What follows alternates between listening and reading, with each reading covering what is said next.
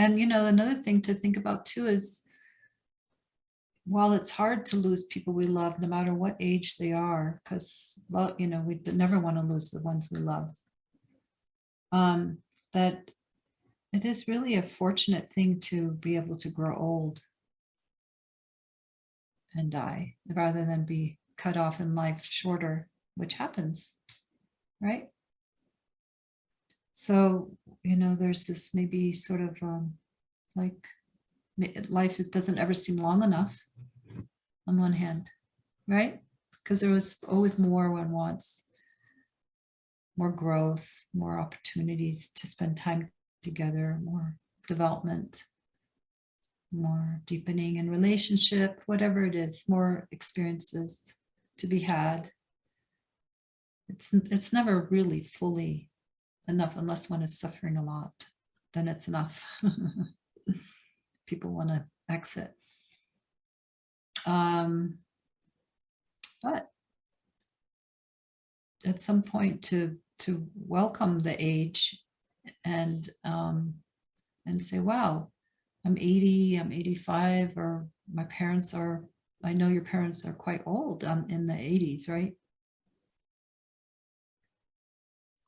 My father is 90 years old and my mother is 87. My mother has outlived her mother by 2 years.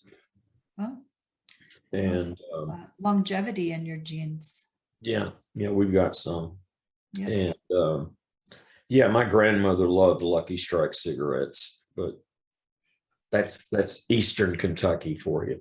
So, Saved off 2 years, that's not too bad. yeah. Yeah, I mean, to live into a ripe old age while it still never feels enough. I recognize that because my mother, I don't want her to, it feels like she's got more living to do, and it'll be hard to lose her at any age. So while that's true, there's also something maybe to bring in about, I don't know, just acceptance of the aging process has to happen along the way. Acceptance that we die and our loved ones die. That's a spiritual,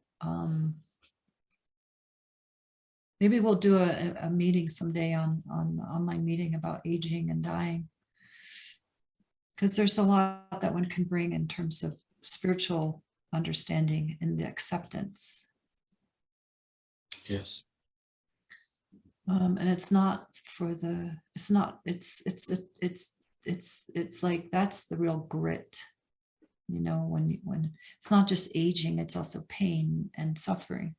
The real grit comes from these things that we can't escape. We can do all kinds of Houdini movements regarding all kinds of stuff, but not what, as the Buddha says, old age, sickness, and death. We can't escape those three things. So thanks for bringing this in, Paul, today. And blessings to your family and to you. Yeah, when we take these things to heart to such a deep degree, it transforms us. And we don't like to be transformed necessarily on that level because it hurts, it's uncomfortable. But that's what makes us transform when it's to that level. It doesn't come easy, transformation. Some of it is graced and, ooh, a lovely blessing has arrived and I'm different in this way. And, some grace, it does happen.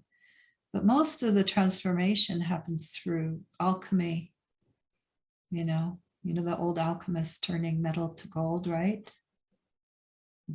So it takes a fire, it takes heat, it takes bending, to be something different. Not easy. It's like the Hulk, turning into the Hulk now. It's a transformation that it's a little painful, inside. But the payoff is great. Because then one is more intimately available The exquisiteness of the pain of being intimate with life. It's painful and beautiful, like, you know. But then you know you're really here again. You're alive. You're awake. You're available. Where all the protection is going away. The coping strategies are going away. To be exposed and available to the intimacy of life is, it sounds good, right? But when it happens, it feels like you are being turned inside out, you know. But then there's the being part that is always accompanying you, that is okay and all is well in the midst of being so permeable, you know, so touched. Is that part of us that is untouched is what makes it possible to be that naked, you know, available. Make sense? It gives one the I don't know, the strength, the courage, and the capacity to really be here in life.